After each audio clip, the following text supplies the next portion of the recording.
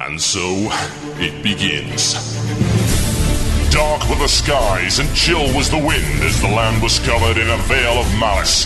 Across the hill did ride a dread army of the night, cloaked in mist and fog, prepared to rain down death and destruction upon the land. And the people did crowd for a savior, a noble soul to save them from their impending demise. Just as it seemed all was lost, in strode a mighty hero, clad in shivering metal from head to toe. Wielding a terrible broadsword, he did cleave his foes in two, smashing their ranks asunder with righteous fury. And when the day was done and the enemy strewn across the fields in pieces, the people did turn to the warrior and say, "We shall name this day in your honor. Speak unto us your wisdom." The warrior said one word that day: epic.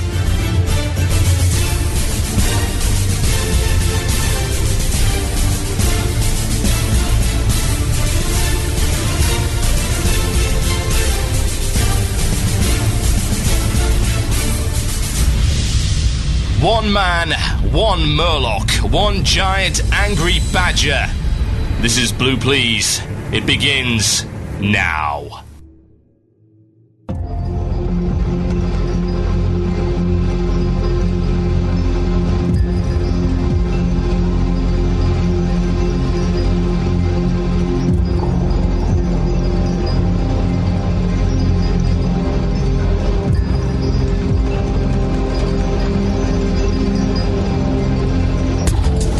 Yes, indeed, folks. Welcome to Blue Plz here on WoW Radio with myself, TotalBiscuit. The date today is the 19th of May, 2009. In my country, it is 7:30 in the evening.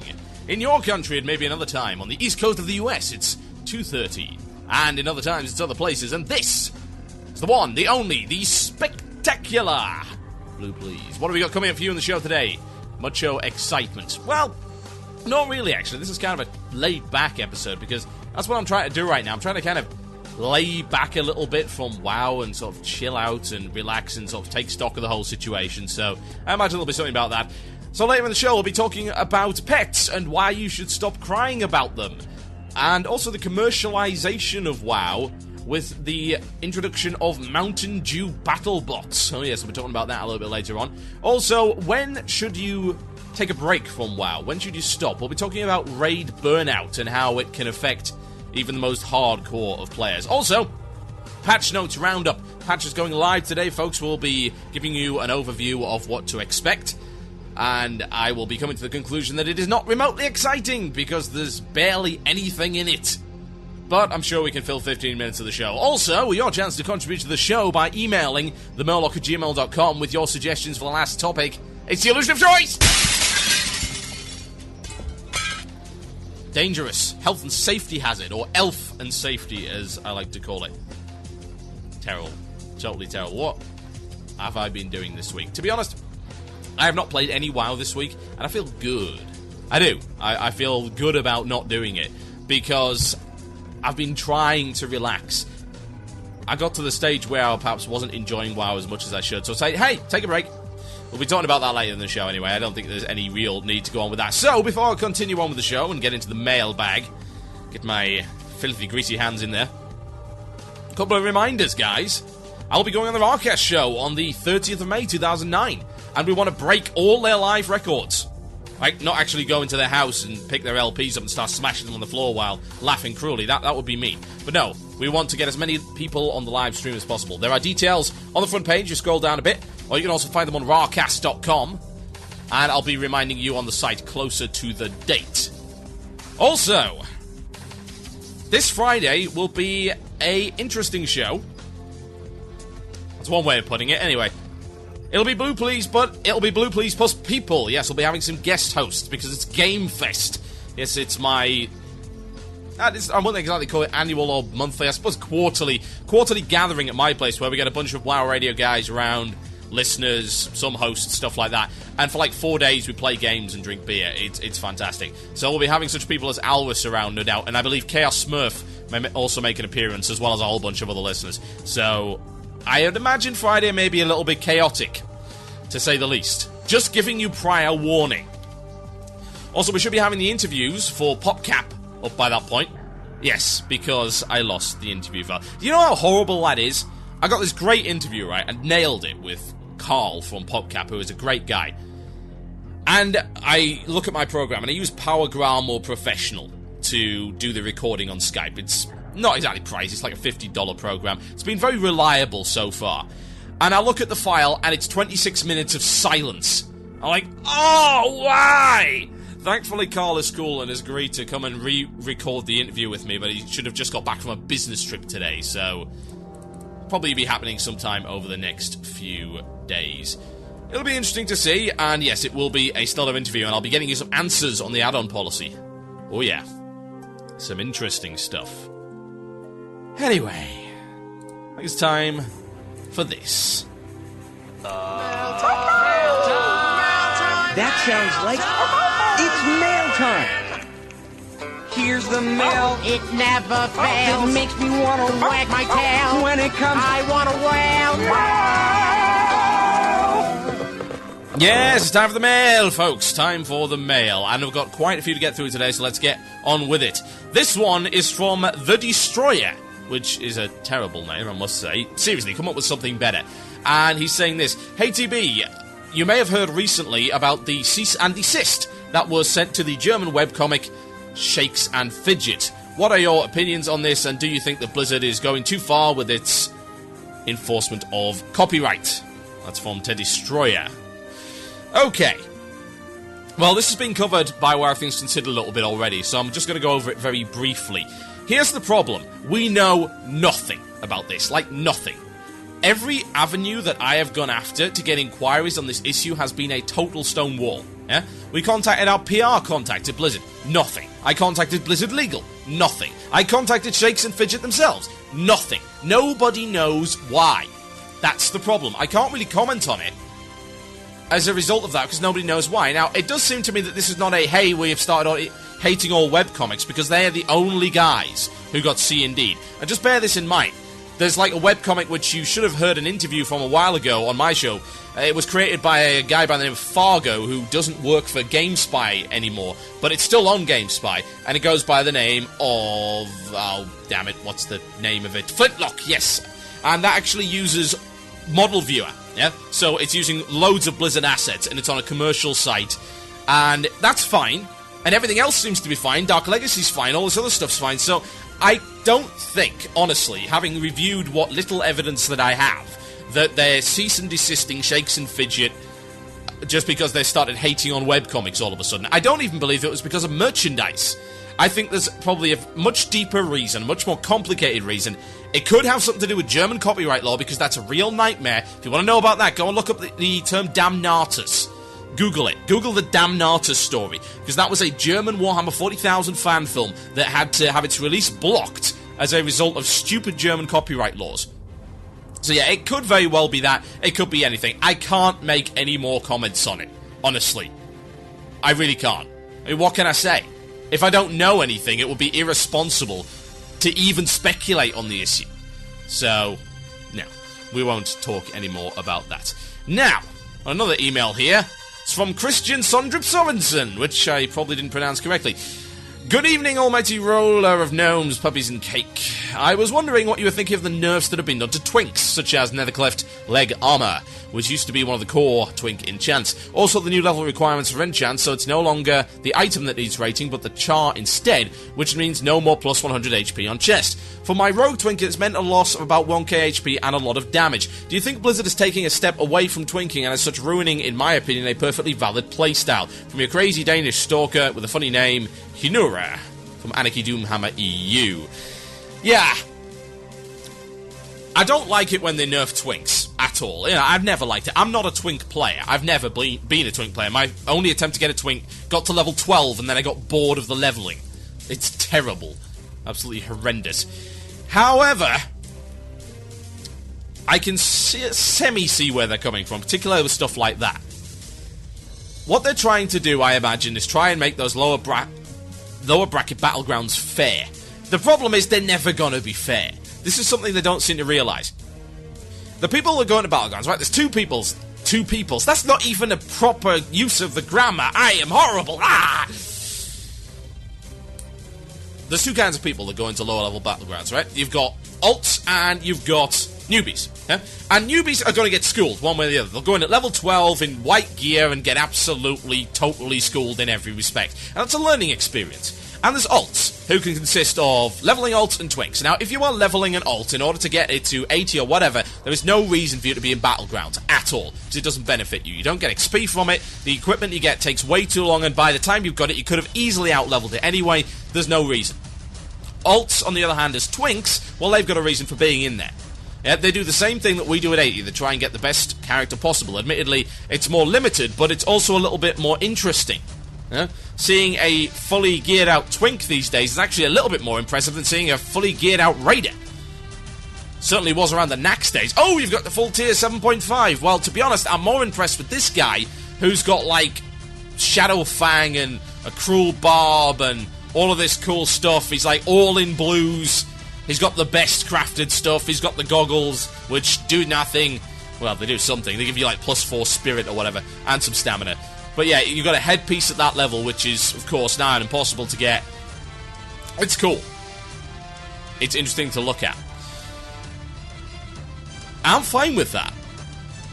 But Blizzard obviously aren't. So, I think Blizzard are misguided in removing this kind of stuff, because, to be honest, the only people complaining are a bunch of whiners. Newbies probably haven't even found their way to the forums. They're probably like, okay, that's fine, we just level past it, so our initial experience of Battlegrounds sucked. That may be the reason that they're trying to nerf it, because I think perhaps that twinks scare people off Battlegrounds at higher levels, if they've only just leveled up. It's possible. It's like, hey, I'm a new 80. Let's go to Battlegrounds. Oh, no, I remember what happened to my buttocks at level 19. Oh, no, absolutely not. That could be why. But otherwise, I don't see a reason for it. I don't think there's any point. I think the twink playstyle should be supported. On the other hand, just bear in mind that you can still twink out your character. Yeah, they haven't taken away the best in slots. They've taken away some enchants. If they start taking away best in slot gear, or homogenizing stuff, then I can kind of get it. But you can still be the best, more so than a newbie player could ever be. So, I think there's a bit of overreaction on both sides. Blizzard is overreacting to the problem, quote-unquote, of twinks, when there really isn't one. And twinks are overreacting, saying, oh, well, they're killing our class, blah, blah, blah. They're killing our playstyle, and that's unacceptable.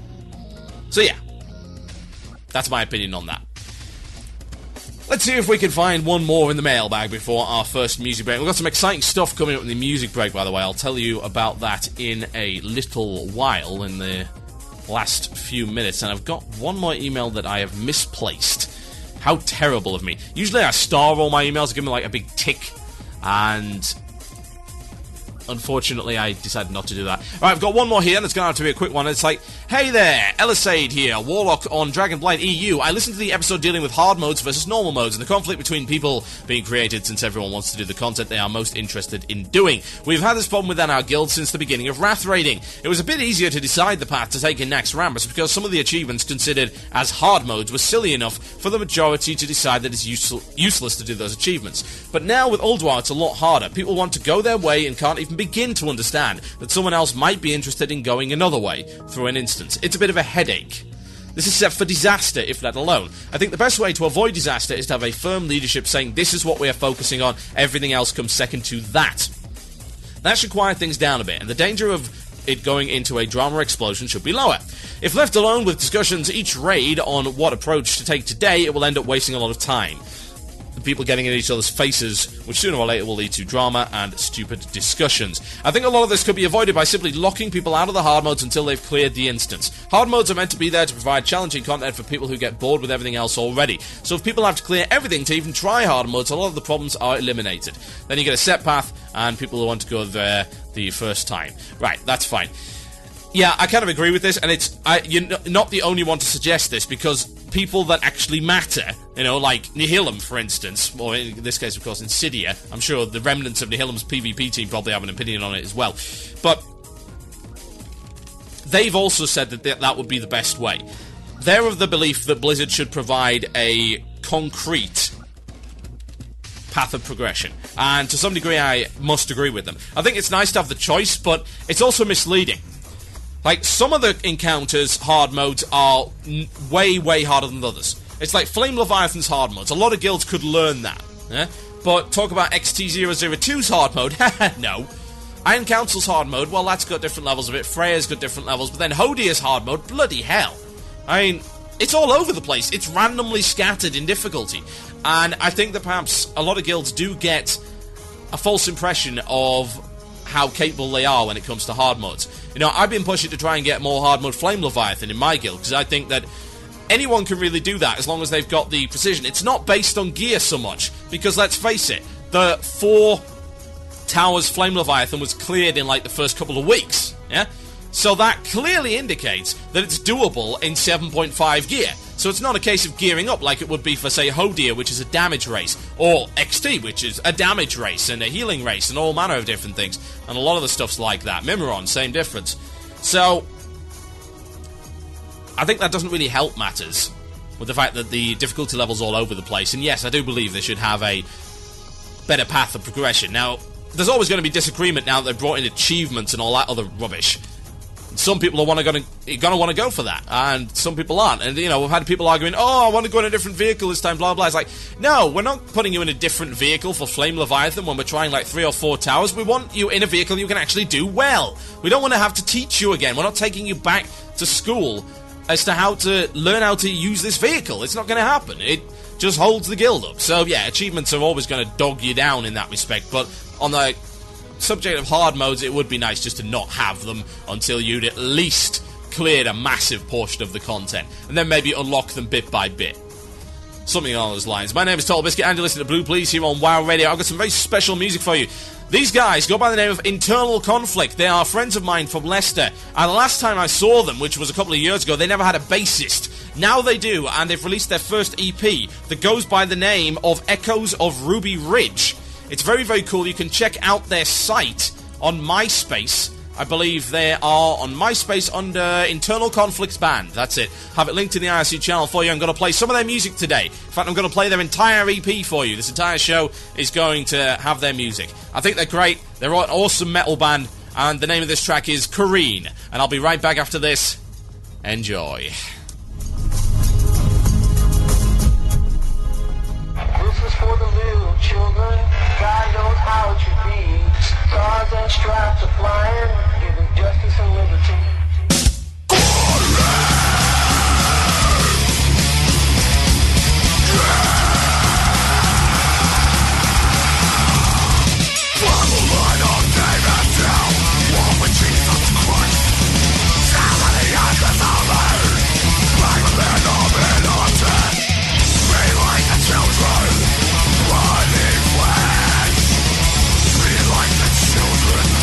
Why the war?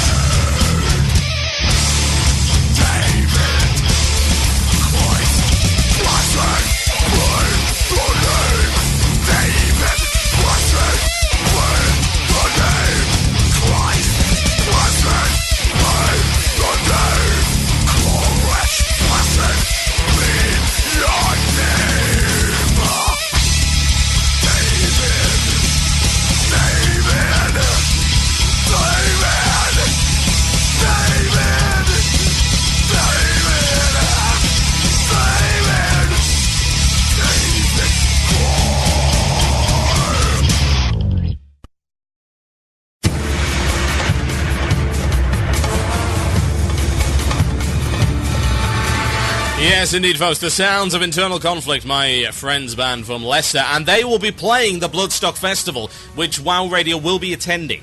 Myself, plus a whole bunch of listeners. If you are interested in coming to that, it's 3 glorious days of metal down in Derby, England, on... I can't bloody remember when. It's like August the something. Let me just check. Yes, August the 14th to the 16th. It's got a bunch of great bands. Europe, Carcass, Arch Enemy, Blind Guardian, Cradle of Filth, Fear Factory, Saxon, Amon Amarth.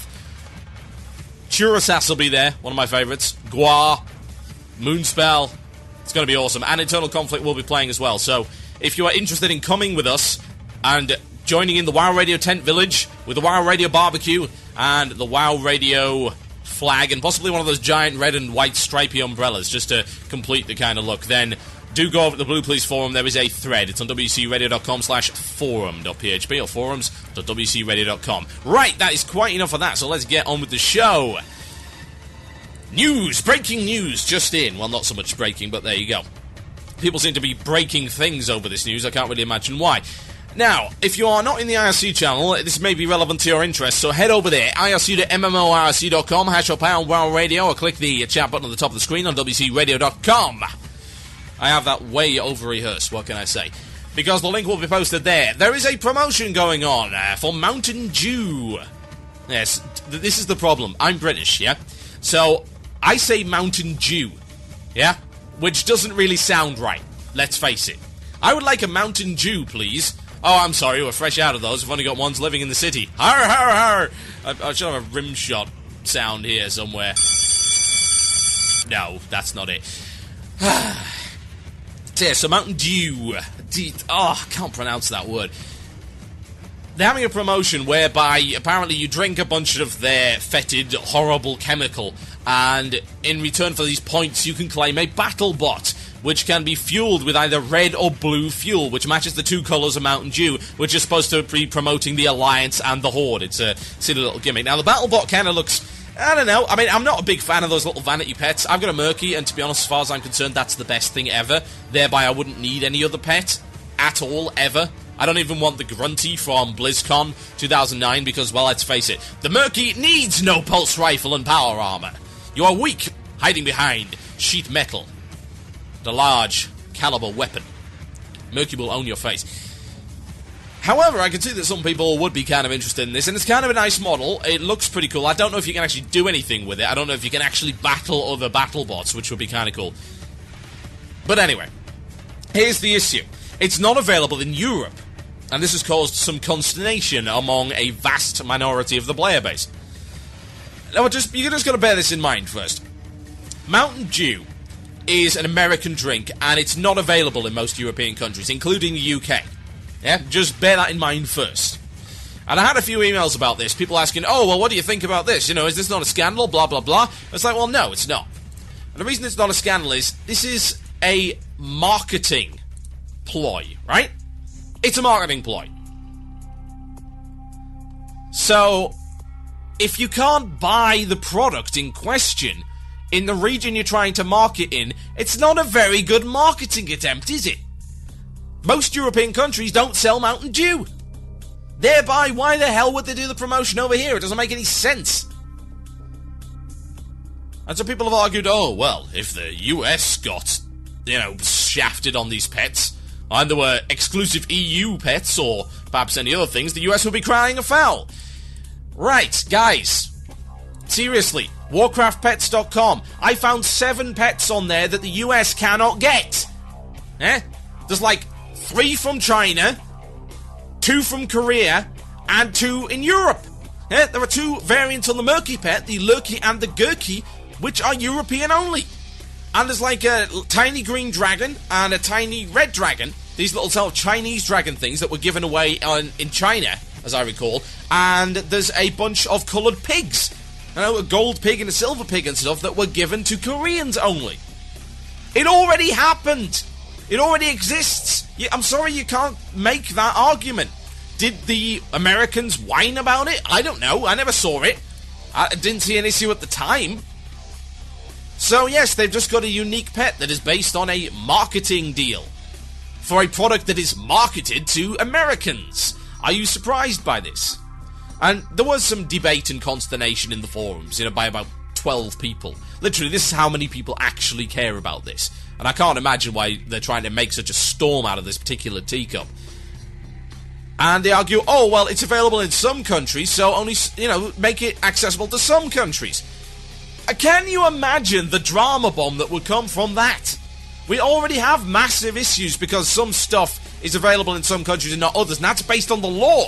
It's stuff like Recruit a Friend, and a lot of the contests, not all European countries get to access them. It's not like America. America is one country, Europe isn't.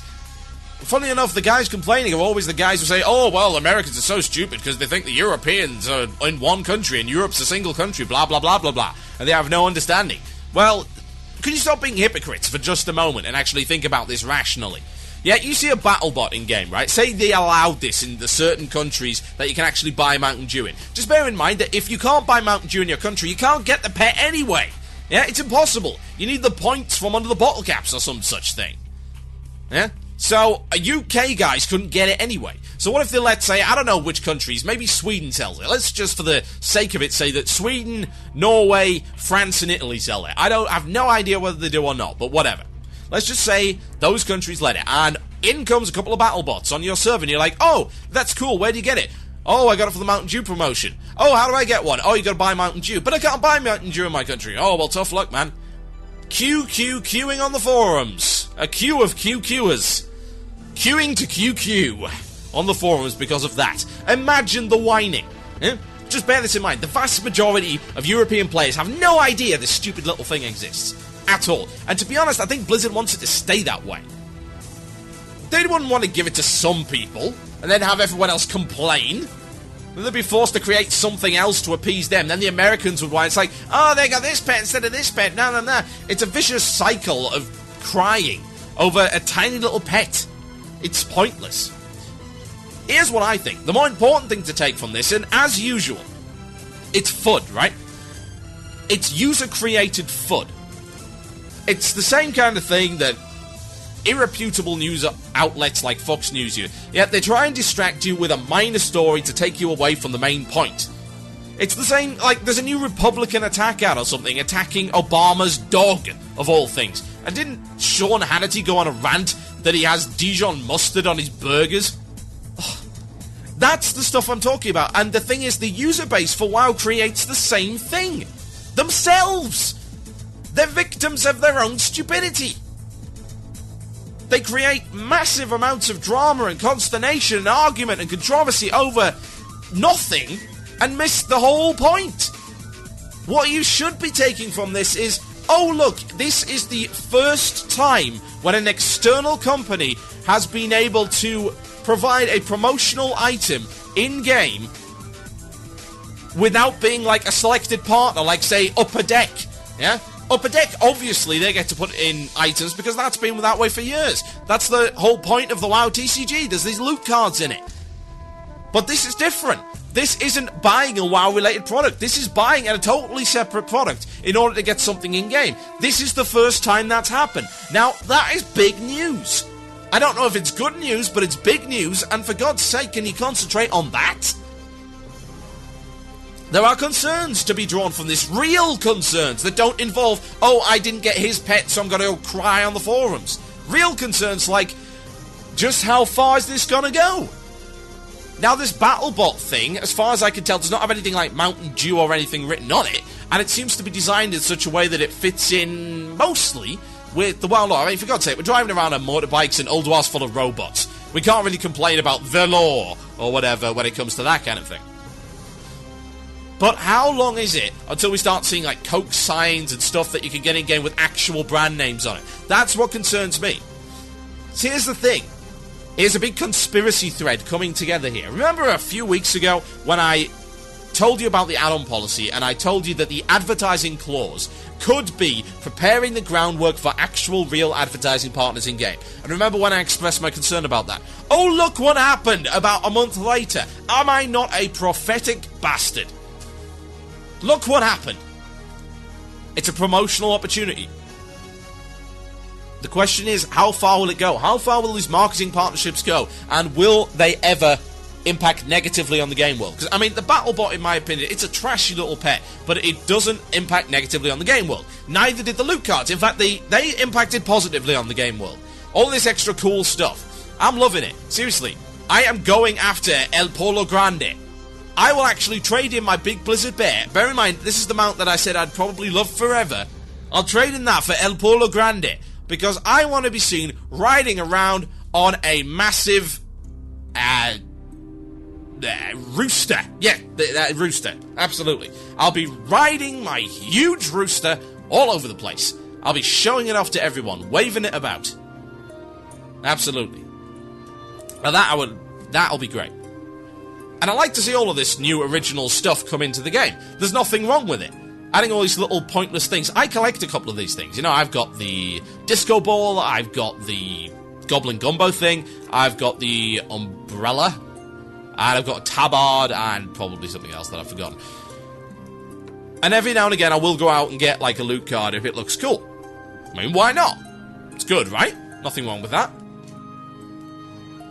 My concern is whether or not this is going to turn into actual advertising as opposed to stuff that fits into the world. The BattleBot, I can accept that. You know, some of the purists probably can't, but then again, they must be closing their eyes and sticking their fingers in their ears and going la la la la whenever they see pretty much anything in the Outlands. Oh look, demon robots! 70-foot tall stomping engines of death that would be, quite frankly, better suited to Warhammer 40,000. Ulduar is full of robots and tanks! And Voltron, of all things. For God's sake, they have an anti-personnel assault cannon. Don't give me the whole, oh, it's ruining the game world. That's just the flavour they've got. They've got the fantasy punk thing going on. There are elements of technology, and there is a reasonable spin on them. So I'm not complaining. But seriously, when are you going to be riding around on a flying Coke bottle? Or whatever. When are you going to actually be able to drink Coca-Cola in-game as a mana drink? Will that happen? Because if that does, that concerns me somewhat. Again, I'm not a purist, but I think there is a line to be drawn, and when actual product names start appearing in the game, then that's an issue. Will that happen? I don't know. And indeed, will it open the door for anything else? Who knows? It could happen. But at the moment, in my opinion, storm in a teacup. Nothing really to worry about. And the Europeans, you know, the tiny minority of Europeans complaining about this. Seriously, from fellow European to European, shut up. Stop talking. You're embarrassing us. We actually really don't care. I mean, let me give you one example. There's a guy on the forums, let me just find this post. I posted in this thread, by the way, as you might imagine, trying to calm people down. Let me see if I can find this thing. This is his name is Invincible, and indeed, if I had my Imbecile of the Week, then I would be using it on him. Because this guy is an idiot. Let me read this out. Give us a EU-only pet and let's see how much US complains this is totally unfair. What are EU, second best or something? Just cause they live in another country, they get better things than us? This is an outrage! We pay the same price, we want to be treated just like them. Well, for one thing, we don't pay the same price, actually. Not in a million years. I mean, in the UK at the moment, I pay significantly less for my subscription than a US player does. I pay significantly less than a European does. We don't pay the same price, but anyway, that's kind of by the by. It's like, this is not an outrage. There's no outrage here. Better things than us. This is not a very good pet. Just calm down. Chill. You're listening to Blue Plz here on WoW Radio with myself, TotalBiscuit. I will be right back after the break, and we'll be talking about when to stop and raid burnout. Now, I've got another track here from Internal Conflict, and indeed, you should be checking out their MySpace page, myspace.com/internalconflictband. Go check them out, and there will be a Bloodstock. So I would strongly suggest you come with me and see him. The name of this track is The Sociopath Next Door, and I'll be right back after this. My name is TotalBiscuit. This is Blue Plz on WCRadio.com. Enjoy.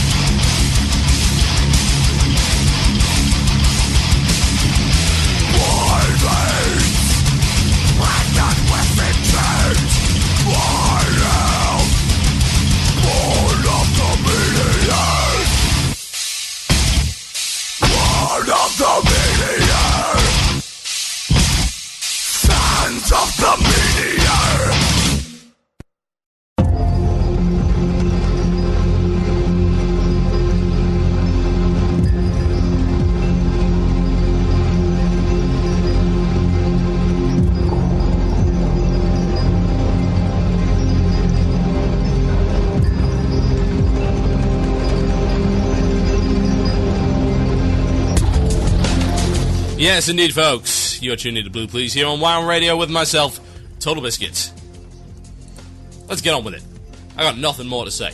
Aside from my topics, I've got a lot to cover today, and we're actually really getting on for time, so let's get right back into it. Here's a story that may be familiar to a lot of you, particularly if you've been raiding for as long as I have. So, I was raiding last Thursday. And we were just, kind of getting along with it. And I was just raiding along, doing my damage. And I came to the realization, I'm not having fun. I'm just doing this for the sake of doing it. Now, this is not the first time this has happened. Yeah, I've come back to raiding. And you wonder, well, TotalBiscuit, if you're not finding it fun, why do you come back? Because it's a temporary thing. And it goes by the name burnout. And burnout could apply to all manner of different things. If you spend a lot of time doing one particular activity, whether it be a hobby or a job, you can get burnt out on it. You can have sort of a minor breakdown because it becomes repetitive and you actually begin to resent it. And that sucks, especially when it comes to hobby. You do not want to resent it. There are times, due to burnout, that I have resented doing shows. And generally speaking, if that occurs, I stop. And you want to know why I stop? Because my quality noticeably decreases if I get burned out. I'm not the only one. Plenty of our hosts have had exactly the same reason. Athelus, for one, our very own founder, so many years ago. He suffered from major burnout at one point, and we had to just get him off the air because he was ruining his own legacy. And I've done the same thing. Indeed, I believe season 1 of... Yeah, it must have been season 1 of Blue Plz. I had burnout in season 1 of Blue Plz, and it was terrible. I remember there's a few shows in season 1 of Blue Plz that I am embarrassed to have put out on air. They were just bad, and I should have gone off before, sort of cashed out when I was ahead, The same applies to raiding and indeed any other hobby. But the problem is this. Say, I'm spending, at least my guild requires me to be online 4 nights a week, which is a kind of part of the course for a relatively serious raiding guild. And they require me to raid at 19:30 through to, I think it's 10 past 11. No, quarter. Is it half past? Yeah. 23:30.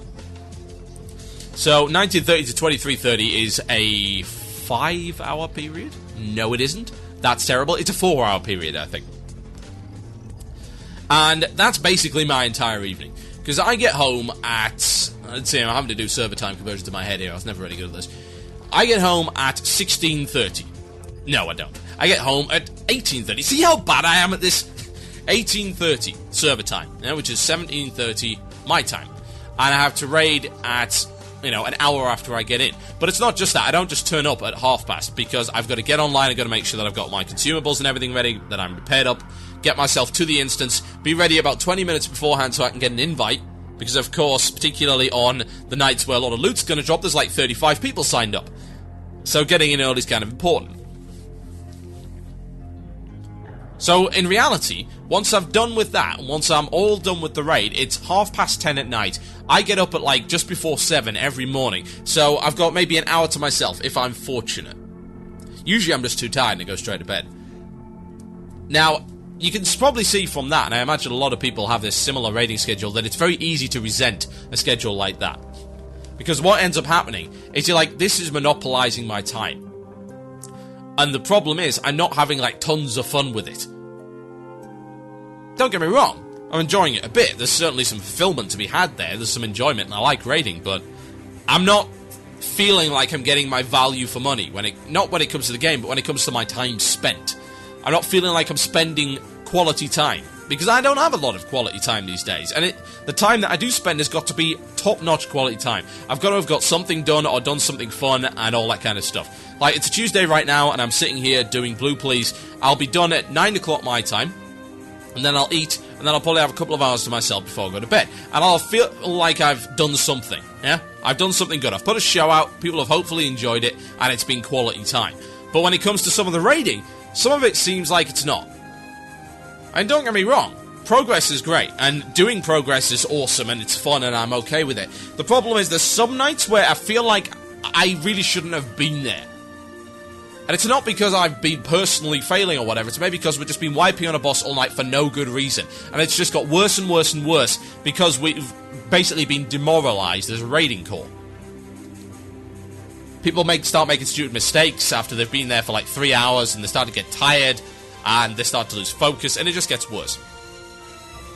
The problem is, of course, when you're part of a raiding guild like that, you are expected to be there, you're expected to pull your weight. And I've pulled my fair share of the weight. There's not a question about that. I will sit out on the farming, and I do mean the farming days, like Wednesdays and Thursdays. I'll sit out and happily let somebody else go in and get some gear. I'm in no hurry. I'm fine with that. I don't just turn up on Wednesdays like some other people do. And I imagine your guild probably has the same issue. People turning up on Wednesdays because they know, hey, Wednesdays is farming day. That means we're going to get DKP and we're going to get a ton of loot. And it's not going to be very expensive because we've already killed those bosses. It'll maybe take us 4 hours to clear to where we were doing progress. And that'll be that. It's 4 hours well-spent time where I get loads of rewards. And then the day after that or whatever is going to be, yeah, it's bang our heads against a brick wall night. Bring your consumables. You've just sunk 4 flasks You've just sunk maybe an entire stack of food, possibly more, or a bunch of fish feasts, and you've just maybe racked up between 150 and 250 gold's worth of repair bills. It depends on how hard you're going, of course. And it's sometimes hard to stomach that. Now, as a raider, I understand I have a responsibility to the guild. If everybody quit out, then you're going to end up with some serious problems. Of course, you stop being able to raid. But there is also a responsibility that you have to yourself, as opposed to the group of people on the internet playing video games and slaying fantasy elves and all that kind of stuff. And your responsibility is to have fun with your time. And if you're not, you should take a step back. The problem is, it can be difficult to do that. Again, because of the responsibility to the guild. You feel like you're letting them down. And in some ways, I suppose you are. And I must admit, I sent a mail to my guildmaster saying, I'm taking a hiatus for a couple of weeks.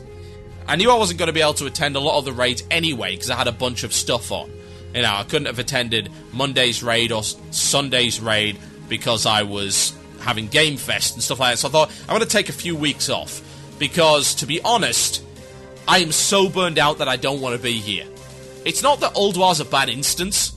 It's just that we've been raiding so solidly for now almost a month. And I'm just finding myself resenting it because it's taking up so much of my time. I suppose, with a schedule like mine, I should probably join a more casual, quote-unquote, guild, or just a guild that raids less. But therein, I suppose, lies the problem, because I'm looking for progress, and a lot of guilds that raid less don't progress as fast. It's a delicate balance to be had. So, yeah. I would like you to email in if you have any stories whatsoever about your raid burnout. I'm sorry that I'm kind of stuttering here, because something crazy has just happened. Oh, yes. So, I've got some hot-off-the-press news for you right here. Hot off the press. Nobody else knows about this yet. Our friend, the Emperor, Emperor, who does the Saturday night main event, has apparently won the US Shoutcasting Contest. Unfortunately, the name listed next to his video, which is quite clearly him, is not him. So either there's been a mistake, or someone has actually run off with his video and has won the Shoutcast contest with it. I mean, this has only just happened, so this is literally fresh off the press that there's something horribly wrong with the Shoutcasting contest in the US. This could have actually happened. Now, if you go to the page, and I can give you the link to this right now, it's worldofwarcraft.com/contests/arena-shoutcasting/winners.html. Now, I'm going to have this posted by our IRC reps so that you can have a look at it. And what you can do is, you can listen to just the first few seconds of the winner. It is obviously Emperor. He even says, this is the Emperor. And his voice, it's Emp. It's Emp Shoutcast. And yet, for some reason, it's not Emperor's name listed. I know Emperor's real name. I know his account name. I know all the pseudonyms he goes by. And I can tell you for a fact that Jody Johansson is not one of them. So what the hell's happened? Blizzard, if you're listening to this, you just screwed up horribly. Get it sorted out. That's a $2,500 monitor that's apparently going to someone who probably didn't even enter. I don't know. But whatever the case is, something has gone wrong. Very, very wrong. So go get it sorted. Naturally, we'll be contacting our PR guys and getting David, who is, of course, Emperor, involved in this. Because I've just got an email back from him saying, you know, he had no idea. He had no idea that this had actually happened. Because in the Shoutcast contest rules, yeah, you're supposed to be contacted within 10 days of the contest ending. Now, I don't know if that means after the winners have been announced or after the actual closing date. You know, because this is how I'm pretty much certain that I haven't won, right? Because I entered the EU one, and indeed, we did the broadcast live on the show. And I hadn't had an email, so I assumed, alright, well, I mustn't have won, whatever. But Emperor didn't get an email either, and now it's gone up with this. Now, the EU results haven't been announced yet. But it seems to me that there has been a serious screw-up here. Something that needs sorting out. I do hope that the other contests haven't had similar issues. Because it could be pretty difficult to get in touch with these people. Wow, that's crazy. That is absolutely nuts. It's all going down. What can I say? Right, now that I've introduced that, I've actually done something which I never ever do, which is break up the flow and go off on a tangent. But I felt that had to be said right now, because I've just had that information in. So yes, a WoW Radio host won the Shoutcasting Contest on the US side, and then didn't. We'll be bringing you more on the story as it develops. Insane. Totally crazy. So anyway, let's come to the conclusion on this whole burnout thing. I am not really anyone to say as to where you should let your responsibilities lie. When you join a guild like that, you do take on and agree to do certain things. And in the current raiding environment, which is quite competitive, because there's a new instance out, it can be difficult to get people to replace people who go out on hiatus. And I feel guilty. Don't get me wrong, I feel bad that I'm not there, but how can I be expected to play something that I'm not enjoying anymore? And it makes me wonder how many others, perhaps in our guild, are already suffering burnout, and it's affecting their performance. I mean, I remember when I first used to raid, indeed all the way through, and mostly through TBC as well, that I'd have my screen on, and I would never alt-tab or anything. Yeah? I never ran in window mode, I'd never have anything that I was mucking about with, and I'd be 100% focused 100% of the time. But now, I'm finding myself alt-tabbing, going AFK, stuff like that I should have never, ever done. You know, alt-tabbing, reading stuff, while tactics are being explained because I already know them, or between wipes or whatever. I never used to do that, but it's mainly to try and take my mind off the fact that raiding has become somewhat monotonous to me. And I don't think there's anything wrong with the content. I think Old War's a great instance. They could stop bloody nerfing it, that would be nice. But it's a good instance, it's very well designed, the stuff's very enjoyable. So, you can't blame Blizzard for that. And you can't, I suppose, blame the guild for that either. You can't expect the guild to say, oh, let's take a week off when they're trying to progress. But perhaps, maybe that might be something that some guilds consider. Right, consider this. Competitive-wise, the competition is pretty much done. Yep, there's a couple of hard modes, I think, and Algon on 25-man now to kill. The competition is pretty much over. Even on your realms, the chances are multiple guilds have killed Yogg-Saron and will kill Algernon before you do. So maybe it is time to chill out, because burning through this content at this speed ain't going to be so good. If we have to wait as long as we had for Sunwell, I certainly hope not, but if we do, then you're going to be very, very sorry when you burn through this content and you don't get anything more for 9 months. Now, if Old War's anything to look by, and it took how long for Old War? 6 months? Then we're not going to get anything for a bare minimum of 6 months, probably longer. We don't want that to happen, so I'm just saying to guild leaders and raid leaders, and indeed concerned raiders that are perhaps getting a bit burned out, just talk to your guild to maybe just take a break for a week. And you'll come back fresher.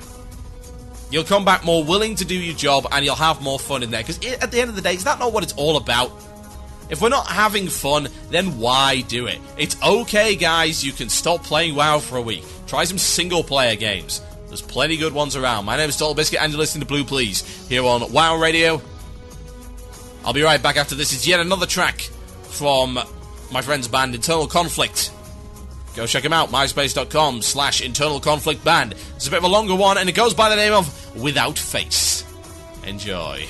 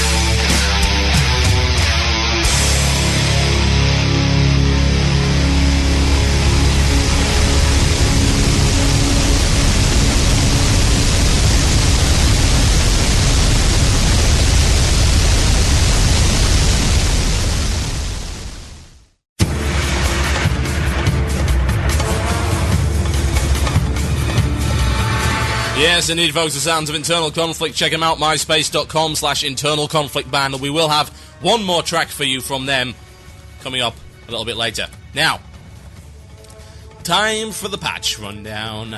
I have to do this. I don't have a choice in the matter. I can't say that I'm particularly enthused by it, I must say, but the patch notes are out. The patch has been implemented. The servers are just going back up at this time on the US side, so I'm kind of obliged to talk about it. Unfortunately, there's not really a lot to talk about.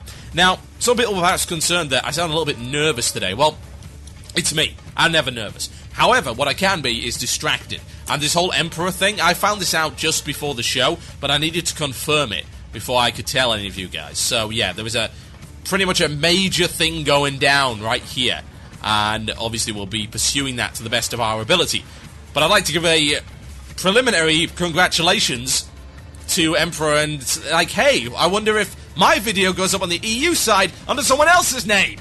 Let's see what happens. Let's steal some content.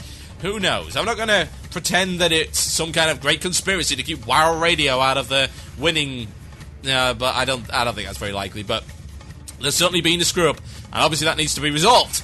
So we need to bring home the bacon. We are the best, And that has been proven. Right.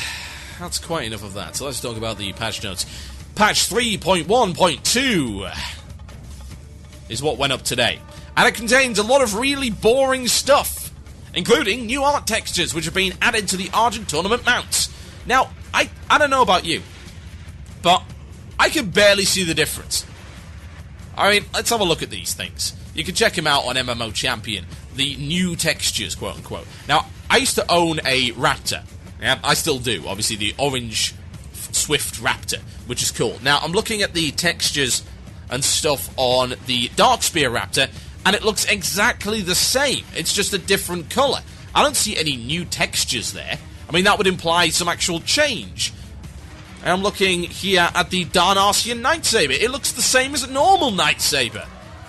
What am I looking at here? Am I seeing new textures? I don't think I am. Pretty sure I'm not. I can compare the old models right here.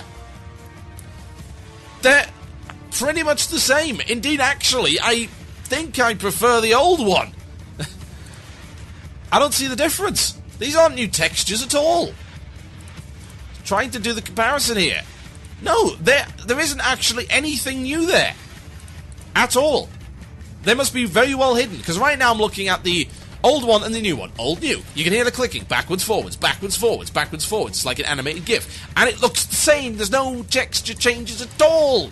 It's just a change in colour.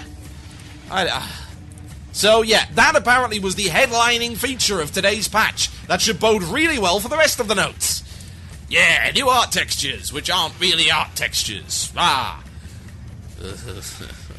Why? Anyway, the equipment manager is apparently being enabled. Yes, it does what those mods have been doing for years. And it can be enabled in the interface options menu, and it allows players to store sets of equipment, easily swap between saved sets using hotkeys, and pull items directly from backpacks or bank slots. Now, this, again, is not particularly exciting, because as far as I can tell, it doesn't really add anything that stuff like Closet Gnome didn't have already. Other than, oh, it works. Yeah, that would be nice. Now, this has been a feature that's been touted for a little while. It was supposed to come in the last patch, it never did. I suppose it's nice to have for those who have maybe never seen a mod in their lives, and it's nice to have something as part of the Blizzard UI, because invariably it's going to take less memory, one would imagine, than using a mod. But to be honest, Closet Gnome took like 2 kilobytes anyway, so it's not something that I'm particularly thrilled about. Now, next one down the list. PvP. Vehicle health and damage output in Strand of the Ancients and Lake Wintergrasp are now scaled with the item level of the operator's gear. Power scaling is now 1% damage and 1% health per average item level. Right. I don't really have a lot to say about that, because it doesn't really add anything to the experience. I suppose you could argue that, oh, players with better gear should be performing better no matter what. Yeah, I suppose. But, I mean, these are gimmick battlegrounds. I mean, Wintergrasp and Strand of the Ancients, does anyone really pretend they're actual real battlegrounds? No. They're gimmick battles. They're kind of fun, but they're still gimmicky battles. Do we really need scaling? I don't really see what it adds to the game. I suppose it's just a tiny little feature that they copied over from the Flame Leviathan fight. Just for the sake of having it, the sake of completeness, if you will. Also, all Lake Wintergrasp daily quests have been changed to a weekly format. The Honor and Stonekeeper shards rewarded for completing these quests have now increased to compensate. Okay. I'm okay with that. You want to know why I'm okay with that? Because that means I don't have to log in every day in order to do those things. Because those things are like the only ones I was maybe really interested in. Because getting some Honor is kind of cool. I don't care about the rest of the daily quests. At all. Not a jot. Why would I? I've got all the money I'd ever need. So, I suppose that's alright. I can see the benefit. I suppose it may also alleviate the number of people that continually go into Wintergrasp. Maybe it's some kind of trick to get you out of Wintergrasp so the servers don't lag anymore. Oh, servers not lagging. Ah, the day that'll happen. It'll sound something like this. Hallelujah, hallelujah, hallelujah, hallelujah. Probably won't happen, but whatever, we can dream. Bunch of class changes that I don't care about, but they did fix mage mirror images. Yay! They're probably breaking.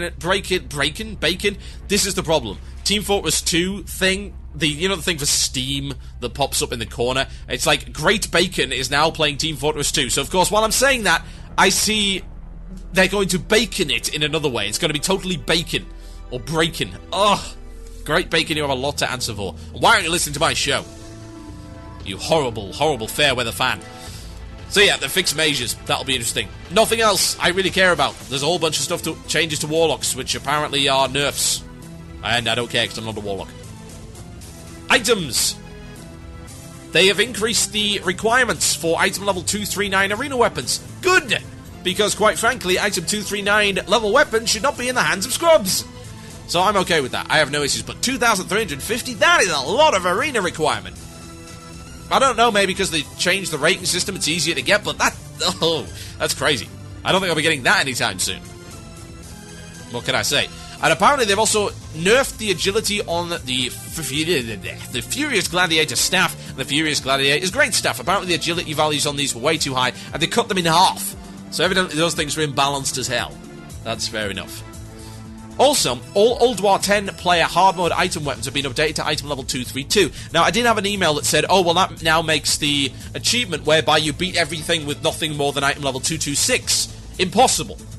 It's one in Old War. Well, yes, it does, but apparently they're going to be updating that achievement. They may have already done so. So, I can't say that I'm particularly worried about that. It was kind of silly and a lack of foresight going on there, but they have changed it quickly, so you can't really whine. New fishing stuff. I couldn't care less. New professions. No, there's actually nothing on profession at all. Dungeons and raid changes to Old War. 10 player bosses that drop runed orbs will also sometimes drop the recipes that use those orbs. Okay, that's fine.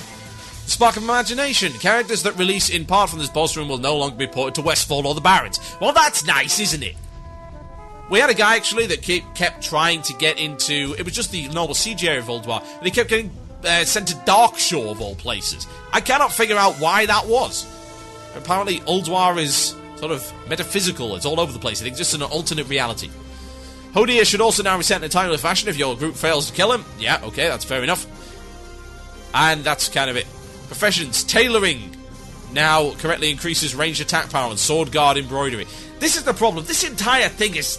This is the most boring patch ever. It's funny, because I was listening to an archive. I was just going through some old archives trying to find some material, which I occasionally do. And I found an archive where I actually proclaimed something to be the most boring patch ever. I think it's been beaten. This is the most boring patch ever. It's so dull. There's nothing else to say about it. I'm sure it'll break something. If it breaks something today, that'll be really interesting, because then I can talk about that. Anyway. In the meantime, going to read a couple of stories about raid burnout, and I've got some emails about the contest as well, but I'm not going to cover that until I know more. That will be irresponsible. Anyway, got one about raid burnout. Say, hi TB, regarding the raid burnout topic, I must say that I'm facing the same problem right now. I'm quite tired of raiding. Old War has lost its shine, and I'm not really having fun. Part of the problem is, I believe, the sheer amount of bosses and trash you have to wade through before your raid actually reaches progress content. But even then, I am still not feeling like my time is well spent in a raid as it should be. For me, the problem is that when an officer is on time... is that as an officer in a time where our guild is having problems with sign-ups, I simply cannot just drop raiding and say, you're on your own, lads. I hope it will pass in time, though. That's from Absolar, level 80 rogue. Yeah, that's a bit of a problem. I'm not class leader or anything. I used to be in Lethe a long time ago, and I used to raid lead various guilds on Rise of Go, but I don't anymore. I'm just a grunt. And that's fine by me. That's actually all I want at the moment. But I can imagine it would be tricky. Got another one here from Vati. Says, hey TB, my guild is currently progressing on Yogg Saron. We're getting very good progress, but we're slipping more and more each day, ramming our heads on the boss, which we just can't seem to grasp. Isn't doing our raid any good at all. This is amplified by the exam period and the summer season coming up, which is usually a guild killer for everyone. Taking a break at this time would, I think, what other people think... What? Cause more damage... that doesn't make any sense. Anyway, apparently it caused more damage to progress and seems like a bad thing. But now with the relaxation of difficulty in Tier 7 and the steady increase we've gotten rusty anyway, we're used to face rolling it and getting bored, and I don't feel like a lot of us have snapped out of the not getting bored side of things.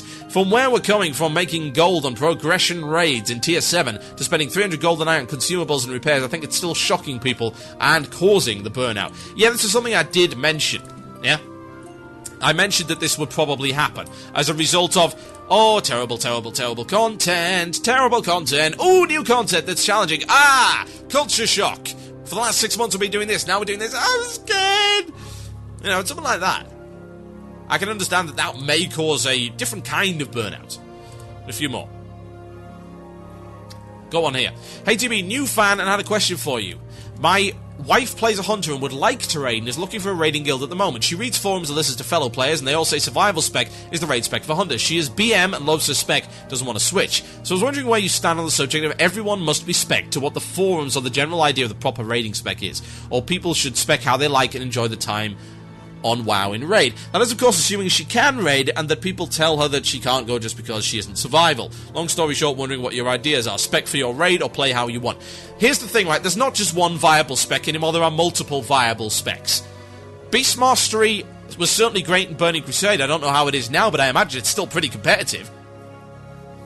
It doesn't matter if you're not doing 100% of your potential DPS every fight, as long as you are providing some other benefit. And yes, there is a benefit provided, as I recall.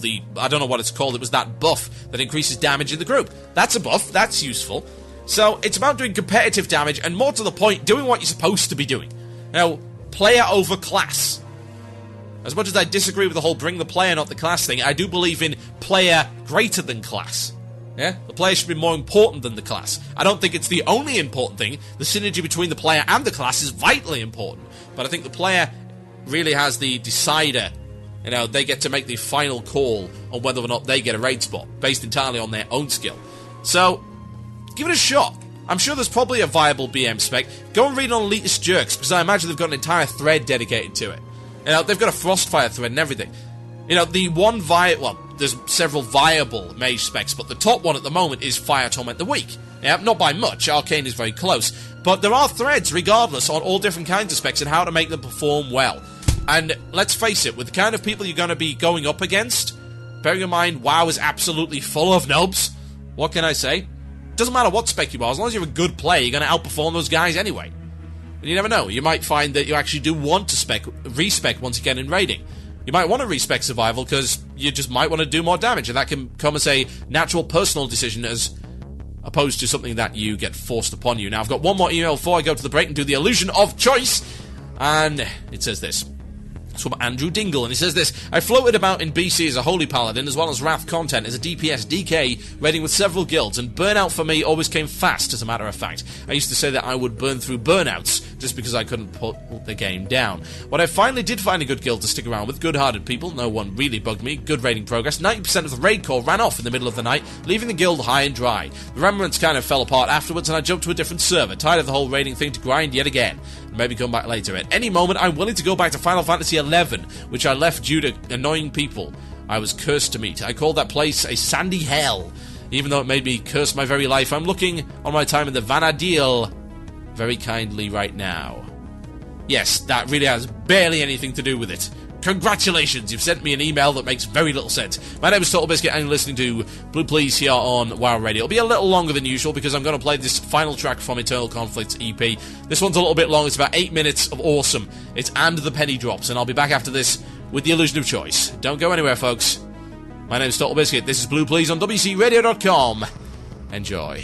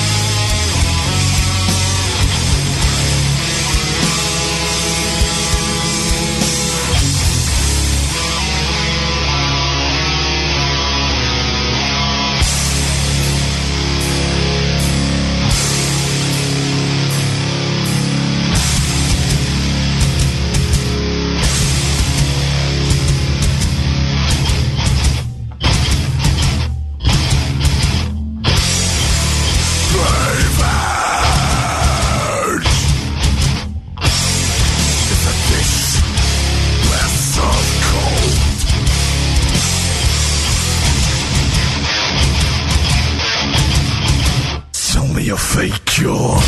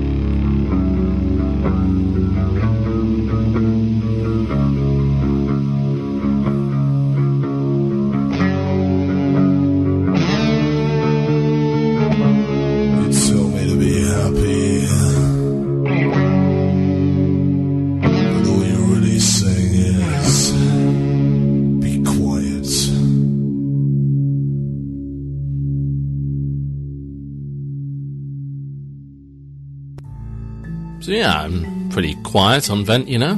Kinda laid back. Oh my god, you noobs! DPS the ends! I like to chill out, kick back, relax, raid with my friends. No worries, no stress. How is that even possible? Are you 7 different shades of stupid? Move out of the fire! It's important to make sure my orders come through loud and clear. I'm a bit, well, shy. I'm not particularly loud or anything. My last Vent server was really poor quality. Tank it, for heaven's sakes! Tank it! How can you be so monumentally freaking terrible? Well, I discovered UGT Ventrilo servers. Amazing quality, great prices, and they're so reliable. It was perfect in every way. I mean, I was a pretty calm guy before, and now I've got even less reasons to worry. Why? Why do I raid with you people? Why not get one of your own? UGTservers.com. That's UGTservers.com. You'll be glad that you did. It's really helped me find my zen, you know?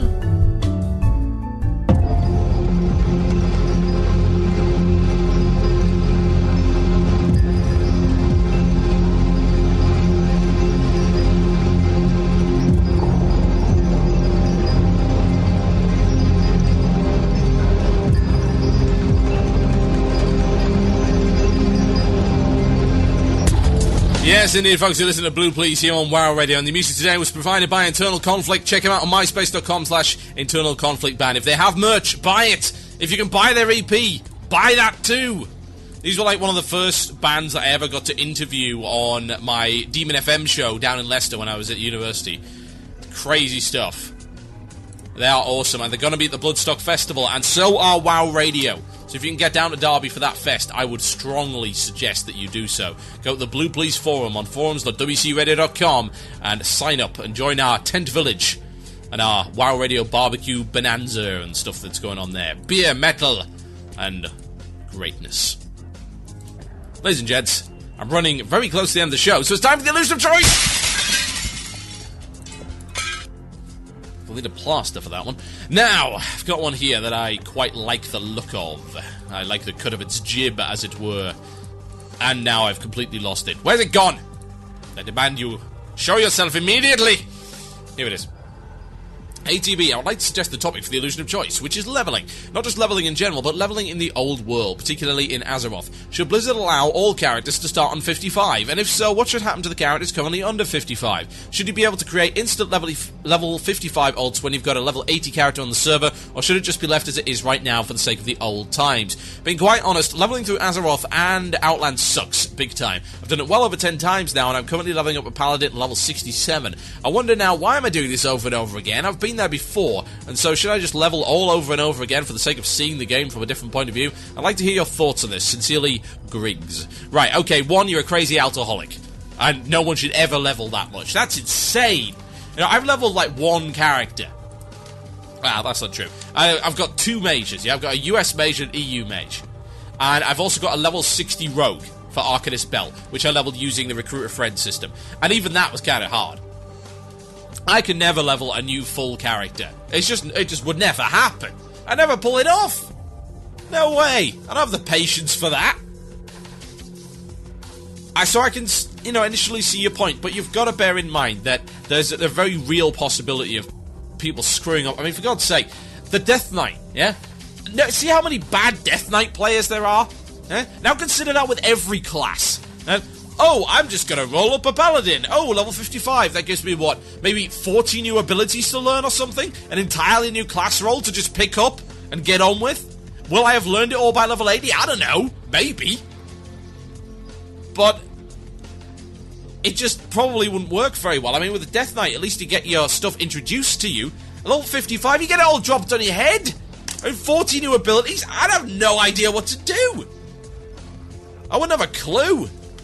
And that's me. I'm not a bad player. So what about the terrible players? Oh, God. Please, no. It would be a new generation of awful. I mean, people complain about eBayers. You complain about that. But having said that, I can see your point. Now, there are other games that have done this, and Guild Wars would be a prime example. If you get a level 20, which is the level cap in Guild Wars, you can create another level 20. Admittedly, he is somewhat limited, as I recall. Like, you can only get certain abilities with them. It's better to level up a character. But if you want an instant PvP character, you can get one. And I understand. Don't get me wrong. I understand the desire. I would love a level 80 Druid, because I would like a level 80 Boomkin, because I think it would be cool. I would also quite like a level 80 Shaman, because I think they would be kind of awesome too. I'd like to play an Elemental Shaman or something like that. But I don't have the patience, to be quite honest. What I would like to see, having said that, is the Recruiter Friend program extended.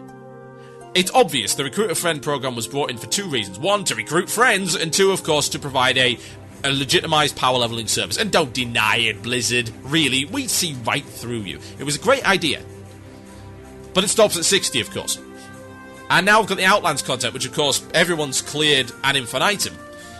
In my opinion, the RAF should now go to 70, because the Outlands content is not as interesting as the Wrath content by any stretch, and people have already done it quite a lot. Give people a break. Give the triple XP. It might make the Outlands content a little bit more enjoyable, and the Wrath content, we know the questing is one of the strong suits of the Wrath expansion. No one's going to argue that. I don't know. Are they? Really? Even I didn't argue that, and I hate questing. So, to be honest, I'm not too concerned about doing that content again. I don't think I would mind. But I wouldn't get that far. Not even with the DK. I mean, for God's sake, DK start at 55, and you got to do the Outlands. Ooh, epic questline. Ha! Awesome, awesome. I'm out of here. I'm ready to slay the demons in not Outlands. What? I'm supposed to be in Northrend. Why do I have to go to Outlands? It's got nothing to do with my storyline. Everything in Outlands is already done. I don't know. I don't get where they get that from. I imagine it's just to stop people crying, complaining, oh, we won't start them at 65, that would be excessive. People already complain they start at 55 to begin with. They see this imaginary advantage. Seriously, do you really want to inflict the old world unmodified on everyone? Unless they do something serious to the old world to change how it is, it's going to be boring content for alcoholics, or anyone indeed leveling it out. It is. The content is nowhere near as good as the stuff they've got now. That's why Recruit a Friend is a great idea. Recruit a Friend perhaps needs to be expanded in some form that you don't have to actually get an extra player in order to do it. Yeah, maybe do it in a group. Absolutely. Maybe when you get an 80, give the ability to either grant levels or give the ability to grant a experience boost to an alt while in a group or something like that. Expand the RAF concept. It would work. That would make me more willing to level. I mean, RAF made leveling through the old world significantly more enjoyable because I didn't have to stand around doing all the really terrible quests. It's like, hey, new areas quickly. We're going from area to area to area so we don't really get too bored too fast, and you do it in a group so thereby it's more enjoyable by default. So yeah, that's my answer to that, and it was a brief one, sadly, because I'm rapidly running out of time. So ladies and gents, we've got some shout-outs to do, so email me, themurloc@gmail.com. That is themurloc@gmail.com. Or you can PM me on IRC. That's irc.mmorc.com, hash or pound wow radio. You can do that. Or you can tweet me on Twitter, if you so wish. It's twitter.com/TotalBiscuit. Send them in. And after this, I'm going to go and have a nice, delicious curry. Delicious curry. Shout out time, folks. Hey, TB, level 17 Space Shaman Brodus from what is that?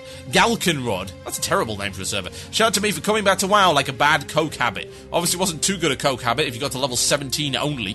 I want to give a shout out to my... Do I have to say that one here? It's twisted. I want to give a shout out to my love bunny. Burns the tongue as it passes. Diliantina on June Mall EU, who can't raid ATM. Best wishes from Shayna, whatever it is. A shout out to me for getting 100% clear on all WoW Peggle levels. That's more hardcore than beating Algonon. I'm sorry, Insidia, but you have been outclassed. Can I get a shout out to my brother who is listening to the show right now? More importantly, has never heard of Churasas, even though he's a supposed metal fan. Can you please take us out with some Churasas to enlighten him? Yes, I'll play some Churasas to play us out. Can I get a shout out to me for being accepted to the engineering course at my local college? That's from Sue. Excellent! A WoW radio listener is going to be building bridges which people have to drive over. I feel safer already. Oh God, help. A shout out to the Guild Existence. Zion didn't target you and are failing with Malagos. Be better! A shout out to Plants vs. Zombies for being awesome in the extreme. Yes, it is. Waiting for Plants vs. Scourge. Shout out to RuneScape, the best replacement of WoW. That's from Dorman. We can safely disregard all opinions that Dorman may have from here on in. RuneScape is terrible. Don't pretend otherwise. A shout out to Fidgetin. A shout out from Fidgetin. What is that? To my guitarist rocker friend in Napier Road. You rock. Shout out to my friend who just inked 30, yay, and a shout out to WoW Radio staff for being awesome, and a shout out to Killing Floor, that's from Cresres. Killing Floor is a great mod, by the way. Zombies, better than Left 4 Dead, in my honest opinion. Go get it, it's on Steam for like $20, it's well worth it.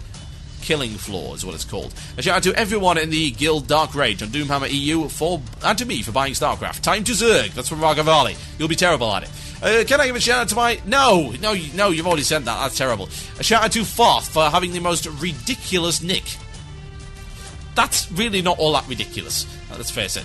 A shout out to Indomitable on Suramar US. That's from Cartharan via Twitter. And a shout out to my brother. He and his girlfriend are together for 3 years now. That's from Bunkerface. So shout out to given. Ladies and gentlemen, I am done. My throat hurts. I'm having a mild fever and I have indeed had one since the start of the show. Didn't really want to tell you at the front because you're getting, sympathetic. But no, we battle through. Speaking of battle, it's Churasas. My name's TotalBiscuit. This was Blue Plz. Check out the rest of our fine shows on WCRadio.com and on iTunes and any other good popular podcast aggregator. You'll be glad that you did. They are all fantastic. I will see you next time, folks. We shall be on Friday with some impromptu guest hosts. Good night.